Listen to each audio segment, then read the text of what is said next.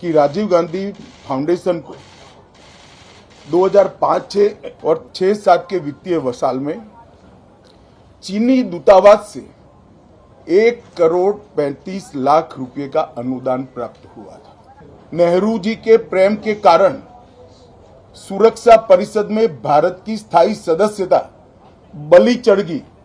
इस विषय को उन्होंने शोध का विषय बनाया था क्या? नमस्कार।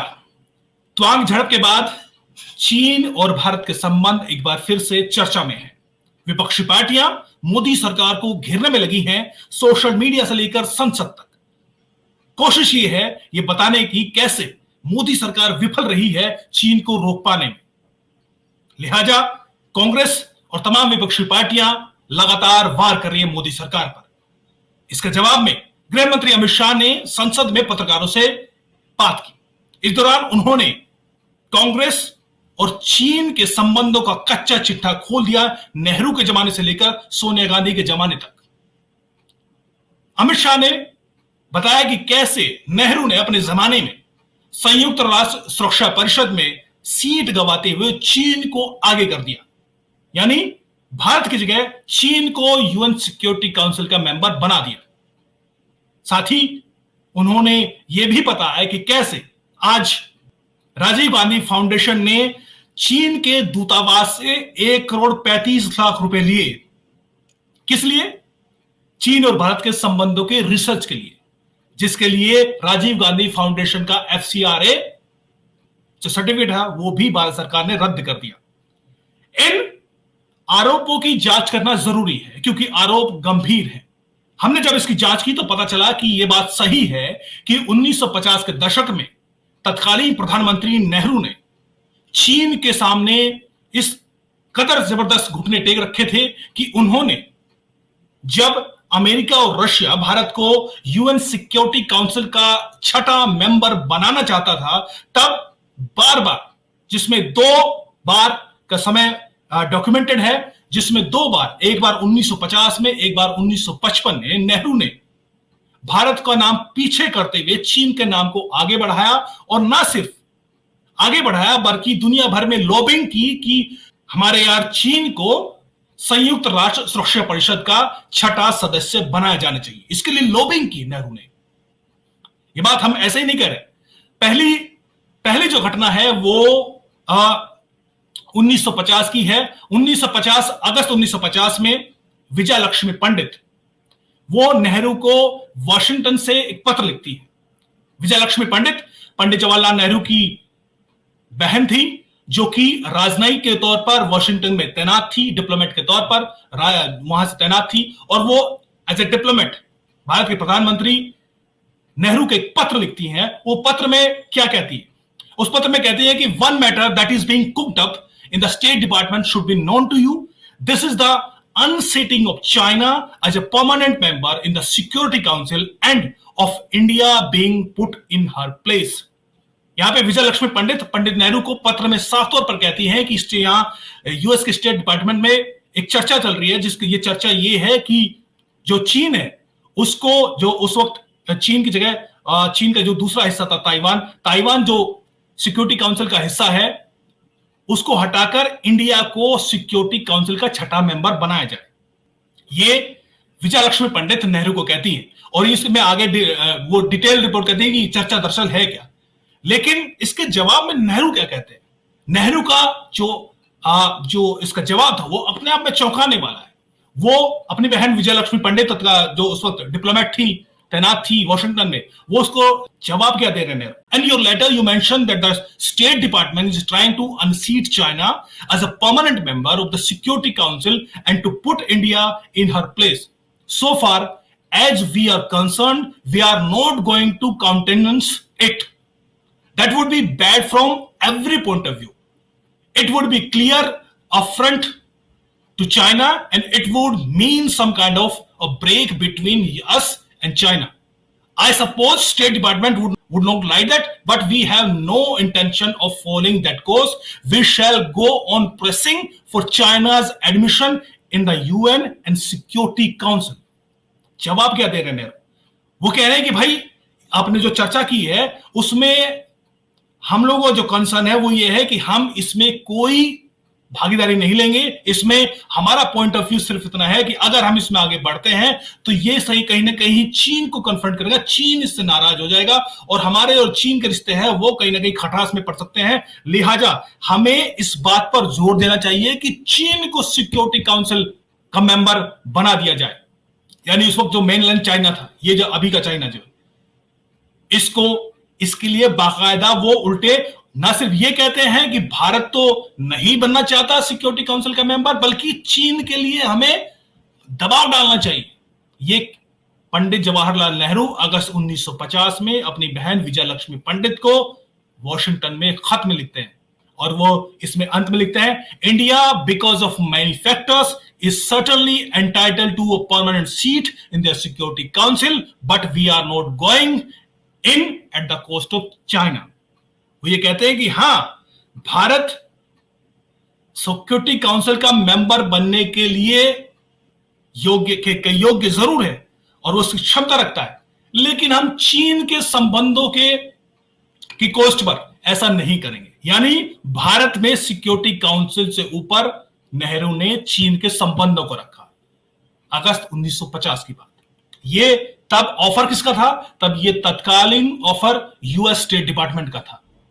उसके बाद 1955 में एक और मौका, डॉक्यूमेंटेड मौका है, जिसका जिक्र डॉक्टर सर्वपल्ली राधाकृष्णन ने बायोग्राफी ऑफ नेहरू की बुक में लिखा है, उसमें किया है और उसमें स्पष्ट किया था, उसमें स्पष्ट लिखा है कि सोवियत संघ ने, उस वक्त यूएसएसआर ने भी भारत को सिक्योरिटी काउंसिल का छठा मेंबर बनने का ऑफर दिया था। लेकिन उस वक्त भी वो लिखते हैं कि ही यानी Jawaharlal Nehru rejected the Soviet offer to propose India as a sixth permanent member of security council and insisted that priority to be given China's admission to the United Nation. यानी 5 सालों से कंसिस्टेंट नेहरू लगातार 1950 से लेकर 1955 तक लगातार हर फोरम पर यह कोशिश कर रहे थे कि चीन को बनाना चाहिए, चीन को सिक्योरिटी काउंसिल का मेंबर बनाना चाहिए। यह बात कौन लिख रहा है? यह जवाहरलाल नेहरू की बुक में लिखी है, जिसका जिक्र डॉक्टर सर्वपल्ली राधाकृष्णन ने भी किया है।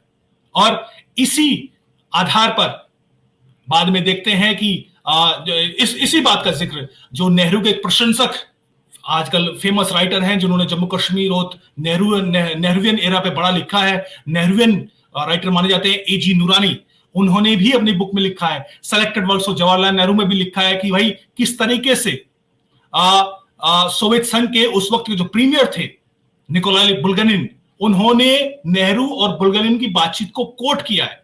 उसमें भी बुल्गेनिन ने नेहरू से बातचीत करते हुए बुल्गेरिया ने स्पष्ट कहा था कि we propose suggesting as a later stage India's inclusion at the 6th member of the security council.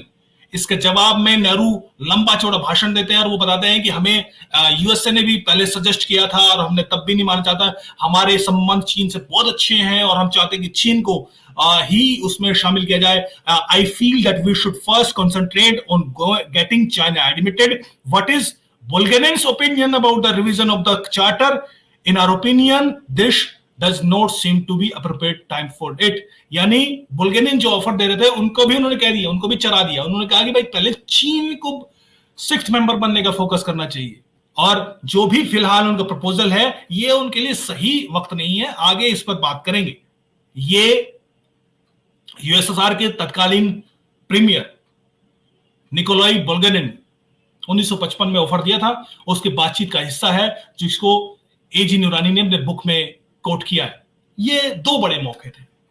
अब आप सोचिए कितना फॉर ग्रांटेड ले रखा होगा जब चीन को, जब तत्कालीन जो माओ सेतुंग की सरकार आ चुकी थी, उनको पता था कि भारत में उस वक्त की जो सत्ता पर बैठे कितने कमजोर है, डिप्लोमेसी के मामले में कितने कमजोर है। उसका नतीजा हमने देखा 1962 के भारत चीन युद्ध के दौरान, और किस तरीके से लगभग 40,000 से ज्यादा स्क्वायर किलोमीटर का हिस्सा चीन ने भारत के कब्जे में कर लिया। अंततः ये सबसे बड़ी भूल नेहरू की साबित हुई। उसी सिक्योरिटी काउंसिल में भारत ने बार बार जिसको चीन को सिक्योरिटी काउंसिल में डाला, आज वही भारत के लिए सबसे बड़ी मुसीबत बना हुआ है। यही आरोप गृह मंत्री अमित शाह ने लगाया है अपने पत्रकार वार्ता के दौरान बात करते हुए, और भी कई आरोप लगाए। आरोप लगाया कि कैसे और क्यों कांग्रेस पार्टी चीनी दूतावास से अपने एक फाउंडेशन के लिए 1,35,00,000 रुपए लेती। कहते हैं कि वो इसलिए कि भारत और चीन के संबंधों पर शोध हो सके। क्या क्या आरोप लगाए हैं आप सुनिए। आज लोकसभा में प्रश्नकाल को विपक्ष के द्वारा चलने नहीं दिया गया। समूचा विपक्ष और विशेषकर कांग्रेस पार्टी के इस प्रयास की मैं घोर निंदा करता हूं। अरुणाचल में 8 की देर रात और 9 की सुबह घटी घटनाओं का हवाला देते हुए विपक्ष ने बहुमूल्य प्रश्नकाल को स्थगित करवा दिया। इसका कोई औचित्य इसलिए नहीं था कि पार्लियामेंट्री अफेयर्स मिनिस्टर ने स्पष्टता से कह दिया था कि 12 बजे इस देश के रक्षा मंत्री श्री राजनाथ सिंह जी इस विषय पर सदन के सामने अपना बयान रखेंगे। जब बयान रखने की बात कर ही दी तो इसका कोई औचित्य नहीं था। मुझे भी थोड़ा आश्चर्य लगा। फिर मैंने प्रश्नकाल के सूची को देखा तो 5 नंबर का प्रश्न देखकर मैं इनकी चिंता समझ गया। 5 नंबर के प्रश्न है राजीव गांधी फाउंडेशन के FCRA रजिस्ट्रेशन को रद्द करने के बारे में। अब उन्हीं के कांग्रेस के ही सदस्य के द्वारा यह प्रश्न पूछा गया और जवाब में बहुत स्पष्ट था।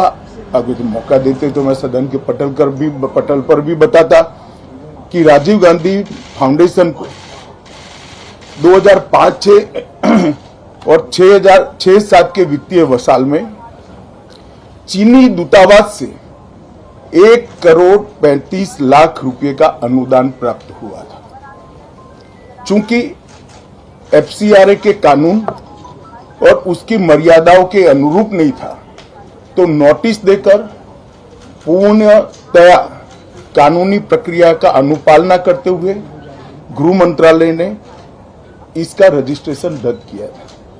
फाउंडेशन ने अपना रजिस्ट्रेशन सामाजिक कार्यों के लिए करवाया है और ये जो राशि चीनी दूतावास से मिली इसका उपयोग भारत चीन संबंधों के विकास पर शोध करने के लिए ये पैसा दिया गया है। अब मैं कांग्रेस पार्टी को पूछना चाहता हूं कि इन्होंने शोध तो जरूर किया होगा। क्या उनकी शोध में 1962 में जो हजारों हेक्टेयर भूमि भारत की चीन ने हड़प ली वो शामिल था क्या? और शोध इस पर किया तो रिपोर्ट क्या आई है? नेहरू जी के प्रेम के कारण सुरक्षा परिषद में भारत की स्थायी सदस्यता बलि चढ़ गई। इस विषय को उन्होंने शोध का विषय बनाया था क्या? और अगर बनाया था तो इसका नतीजा क्या हुआ? जिस वक्त गलवान के अंदर हमारे सेना के वीर जवान चीनियों से भिड़ रहे थे उस वक्त चीनी दूतावास के अधिकारियों को कौन रात्रि भोज दे रहा था? वो उनकी शोध का विषय था क्या? अगर था तो उसका नतीजा क्या हुआ? जब उनकी सरकार थी तो 2006 में भारत में चीन के दूतावास ने पूरे अरुणाचल और पूरे नेफा पर दावा कर दिया। वो उनकी शोध का विषय था क्या? अगर शोध हुई तो उसका नतीजा क्या हुआ? 25 मई 2007 को चीन ने कांग्रेस के ही मुख्यमंत्री दोरजी खंडू को वीजा देने से इनकार कर दिया क्योंकि ये तो हमारा ही हिस्सा है अरुणाचल। ये भी शोध किया गया क्या? 13 अक्टूबर 2009 को मनमोहन सिंह की अरुणाचल यात्रा पर चीन ने आपत्ति जताई, वो आपने जांच किया है क्या? और 2010 में चीन ने जम्मू कश्मीर के लोगों को स्टेपल वीजा जारी करने की प्रथा शुरू की, ये भी क्या आपका शोध का विषय था? 2011 में कांग्रेस सरकार ने चीन की धमकी के बाद हमारे रोड और वाइटल बॉर्डर इंफ्रास्ट्रक्चर्स का निर्माण डैम चौक में रोक दिया। ये क्यों रोका गया इसकी भी शोध की है। मैं कांग्रेस पार्टी को पूछना चाहता हूं, ये दोगला रवैया जनता के सामने नहीं चलता है। जनता सब देख रही है। आपके परिवार द्वारा चलाया गया फाउंडेशन, उसका FCRA रजिस्ट्रेशन चीन की दूतावास से मिले हुए अनुदान से समाप्त हुआ है। आपके ही समय में हजारों किलोमीटर भूमि अवैध रूप से हमसे हड़प ली गई है। आपके ही समय में हमें मिली हुई सुरक्षा परिषद की सदस्यता आपने निजी संबंधों को बनाने के लिए चीन की भेंट कर दी है। ये सारी जनता इस सभी विषयों को जानती है। मैं इतना स्पष्ट कहना चाहता हूं कि भारतीय जनता पार्टी की सरकार है, नरेंद्र मोदी इसके प्रधानमंत्री है, और जब तक भारतीय जनता पार्टी की मोदी सरकार चल रही है, 1 इंच जमीन पर भी कोई कब्जा नहीं कर सकता। कल अपने सेना के जवानों ने जो 8 की देर रात को और 9 की सुबह को जो वीरता दिखाई है, मैं इसकी भूरी भूरी प्रशंसा करता हूं। इन्होंने घुसे हुए सभी लोगों को कुछ ही घंटों में वापस खदेड़ दिया और हमारी भूमि का रक्षण किया है। राजीव गांधी फाउंडेशन के FCRA लाइसेंस रद्द होने का एक दूसरा भी कारण था। इस्लामिक रिसर्च फाउंडेशन की, जिसका प्रणेता जाकिर नायक है, जाकिर नायक को पूरा देश जानता है, उनसे भी 7 जुलाई 2011 को 50 लाख रुपया राजीव गांधी फाउंडेशन ने प्राप्त किया था। मैं पूछना चाहता हूं, राजीव गांधी फाउंडेशन के कर्ता धर्ता जो कांग्रेस की फैमिली पार्टी है, उसी के सदस्य हैं, तो आपको ये पैसा जाकिर नाइक ने किस मकसद के लिए दिया था? इसकी भी स्पष्टता देश की जनता के सामने होनी चाहिए। धन्यवाद। निश्चित तौर पर जो आरोप है वो गंभीर है और कांग्रेस को उसका जवाब देना पड़ेगा, क्योंकि कांग्रेस पहले गलवान को लेकर और अब त्वांग झड़प को लेकर निश्चित तौर पर भारत सरकार को घेरने में लगी है। लेकिन जो सवाल उठाए जाने चाहिए वो बिल्कुल जायज है, लेकिन उसमें कहीं भी भारतीय सेना का मोराल डाउन होता नहीं दिखना चाहिए। ऐसी बयानबाजी ना हो जिससे भारतीय सेना के मोराल पर गलत असर पड़े। कांग्रेस पार्टी के नेता अक्सर ऐसा करते रहे हैं। सरकार पर, पॉलिटिकल गवर्नमेंट पर सवाल उठाते उठाते वो भारतीय सेना पर भी सवाल उठाते रहे हैं। लेकिन सच ये है कि हाल के दिनों में जब भी चीन ने कोशिश की सलामी स्लाइसिंग, यानी धीरे धीरे इंच दर इंच भारत की जमीन पर कब्जा करने की, उसी वक्त भारत की सेना ने करारा जवाब दिया है और उनको पीछे हटाया है। आज जबकि हमने देखा कि नेहरू के समय में क्या हुआ, उसके बाद की सरकारों के समय में क्या हुआ, मनमोहन सरकार के समय में क्या हुआ। मनमोहन सरकार के समय में जैसे गृह मंत्री ने कहा कि भारत ने डेवलपमेंट वर्क के काम रोक दिए, वो इंफ्रास्ट्रक्चर के काम जिससे भारतीय सेना को सहूलत होती। बहरहाल आज वो काम तेजी से चल रहे हैं, बल्कि बड़े बड़े प्रोजेक्ट काम पूरा हो चुके हैं। जाहिर है चीन को दिक्कत होगी ही और दिक्कत हो रही है, लिहाजा वो बार बार कोशिश कर रहे हैं और जवाब भी उससे कहीं ज्यादा कड़ा मिल रहा है। इधर पॉलिटिकल फ्रंट पर भी सरकार जवाब दे रही है और कुछ सवाल उठाए हैं कांग्रेस पार्टी पर, जिसका जवाब अब कांग्रेस पार्टी को देना होगा। आगे आगे देखिए होता है क्या। नमस्कार।